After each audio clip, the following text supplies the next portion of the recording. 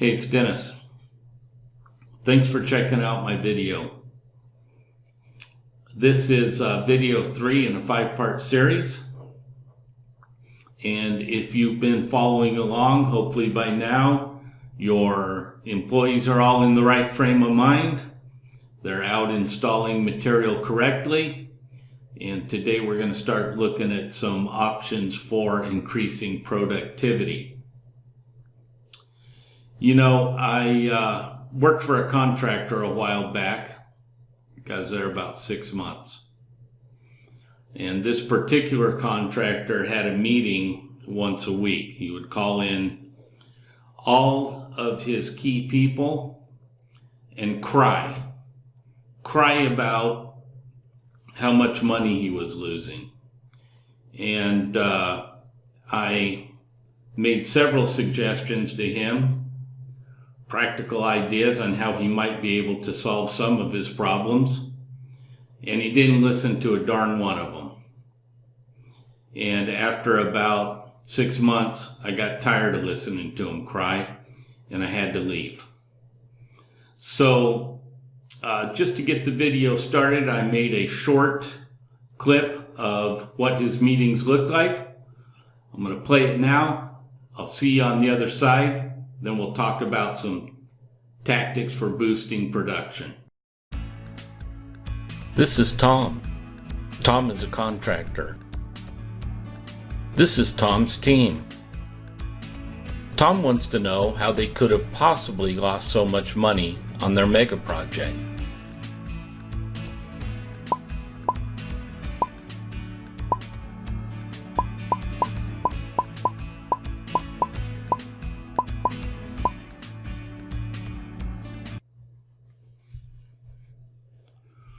Okay, I hope you enjoyed watching that video as much as I did making it. But now, let's put our big boy hard hats, or big girl hard hats on, quit crying and get to work. Out in the universe, there is a law. It's called Parkinson's Law. And it goes like this. Work will expand to fill the time that's available for it. Okay, so if you give your employees an open-ended ticket on how long they have to complete their work, they're going to take as long as they want to.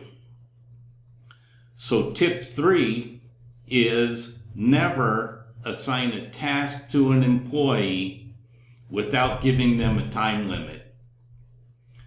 Now, I hear this all the time, so I know what the question is. How are we going to do that, Dennis?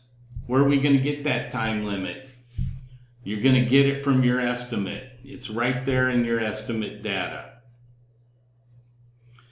And it should be a responsible number. If your estimates are accurate, your time limits are accurate. And that employee needs to know exactly how much time they have. I find it astounding that contractors will hire an employee, an estimator, who is very diligent in their task to figure out exactly where they need to be on their labor in order to win a project. Then they hand it off to the field, and, you know, the foreman dishes out tasks every day and says, "Hey, Joe, I want you to run a conduit from here to there. Come see me when you're done." Come see me when you're done isn't a time limit.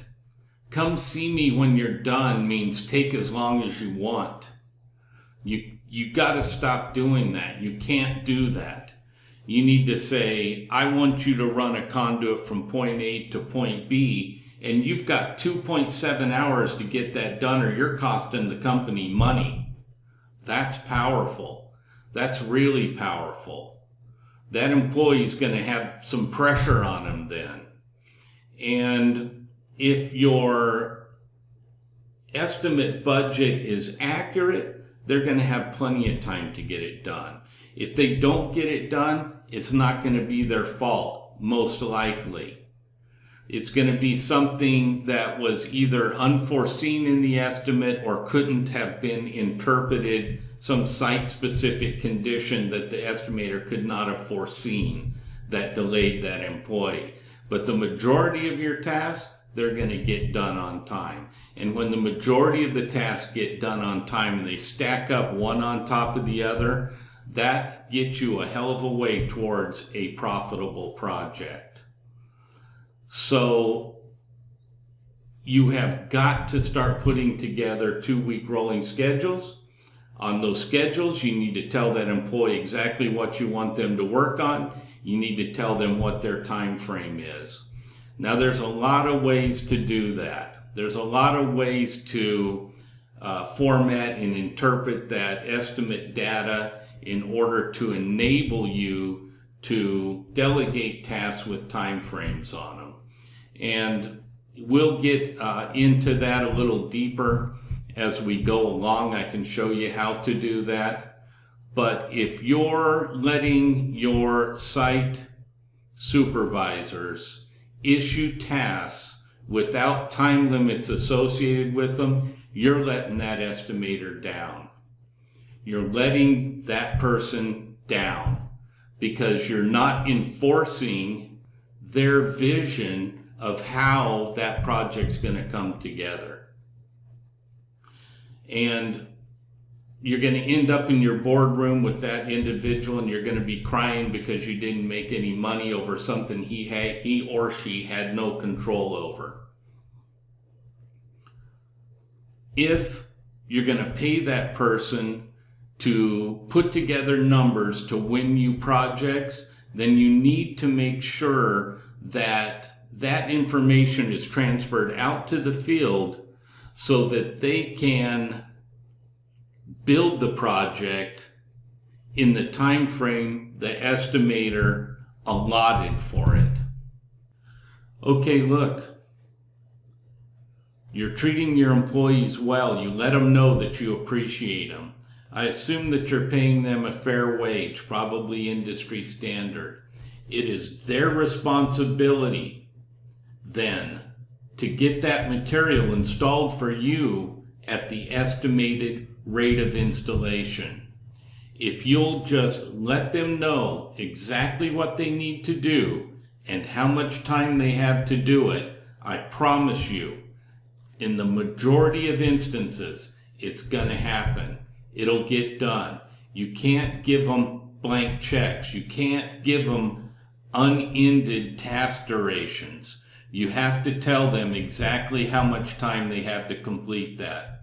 I'll get more into it a little further on down the road. In the meantime, I appreciate you watching the video. I hope that what I said made sense to you, and look forward to seeing you in the next video. Thank you.